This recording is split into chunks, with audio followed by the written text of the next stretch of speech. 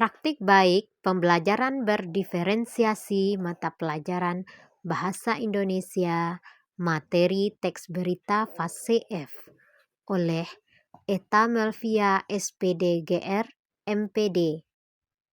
Salam dan bahagia, Bapak Ibu guru hebat. Kali ini saya akan berbagi praktik baik tentang pelaksanaan pembelajaran berdiferensiasi sehingga pembelajaran dapat terlaksana dengan baik dan menyenangkan. Di sini saya memilih penggunaan beberapa metode, media, dan strategi pembelajaran untuk membantu guru dalam pembelajaran yang menarik dan inovatif. Bagaimana bentuk kegiatannya? Mari simak video berikut ini. Pembelajaran berdiferensiasi adalah teknik instruksional atau pembelajaran di mana guru menggunakan berbagai metode pengajaran untuk memenuhi kebutuhan individual setiap murid sesuai dengan kebutuhan mereka. Kebutuhan tersebut dapat berupa pengetahuan yang ada, gaya belajar, minat, dan pemahaman terhadap mata pelajaran.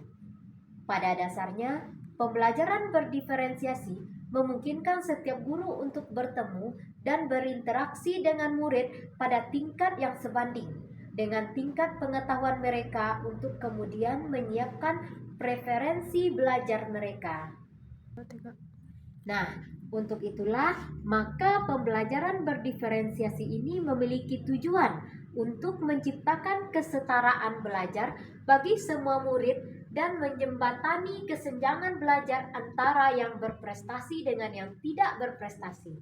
Singkatnya, pembelajaran berdiferensiasi adalah proses pembelajaran yang dibuat sedemikian rupa sehingga murid merasa tertantang untuk belajar. Pada pembelajaran bahasa Indonesia, murid terlihat kurang bersemangat. Hal ini disebabkan salah satunya guru belum menerapkan pembelajaran inovatif, kreatif, dan belum sesuai dengan kodrat zaman. Murid pun kurang literasi dan berminat untuk mengikuti pembelajaran bahasa Indonesia. Tantangan yang dihadapi dalam mencapai tujuan di atas adalah yang pertama, murid yang cenderung bosan dengan pola pembelajaran yang konvensional dan guru dituntut lebih kreatif dan inovatif. 2. Pengalaman guru yang terbatas dalam mengimplementasikan berbagai model pembelajaran yang up-to-date. 3. Murid masih tergendala dalam menyusun kata-kata dalam menulis teks berita dari kearifan lokal dan budaya setempat. Asesmen diagnostis kognitif bertujuan untuk mendiagnosis kemampuan dasar peserta didik pada topik sebuah mata pelajaran.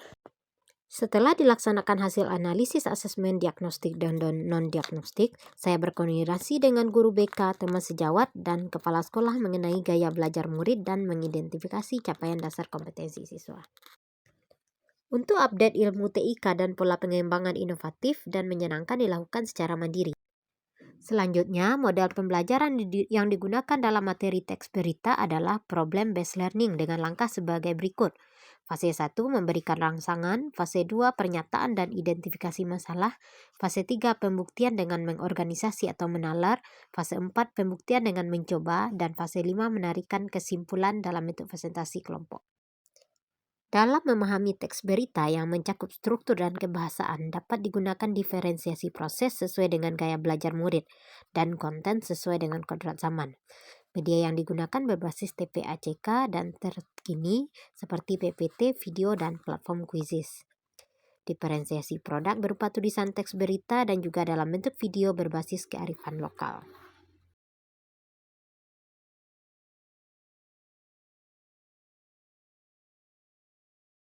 Langkah PBL berikutnya adalah pembuktian dengan mengorganisasi atau menalar melalui diskusi kelompok, mengidentifikasi teks berita. Selanjutnya, presentasi kelompok dengan menggunakan PPT dan video teks berita. Aplikasi Quizizz dapat digunakan untuk melihat pemahaman murid dalam pembelajaran teks berita melalui kegiatan refleksi. Pembelajaran berdiferensiasi sangat berkaitan dengan filosofi pendidikan Ki Hajar Dewantara. Salah satu filosofi menurut Ki Hajar Dewantara adalah sistem AMO.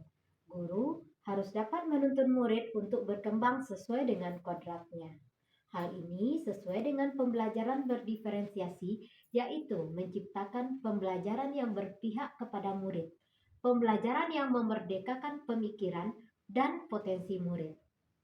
Diferensiasi proses dan konten yang dilakukan pada pembelajaran teks berita sesuai dengan kodrat zaman sekarang menggunakan media tipe ACK berupa media PowerPoint, YouTube, dan Quizzes.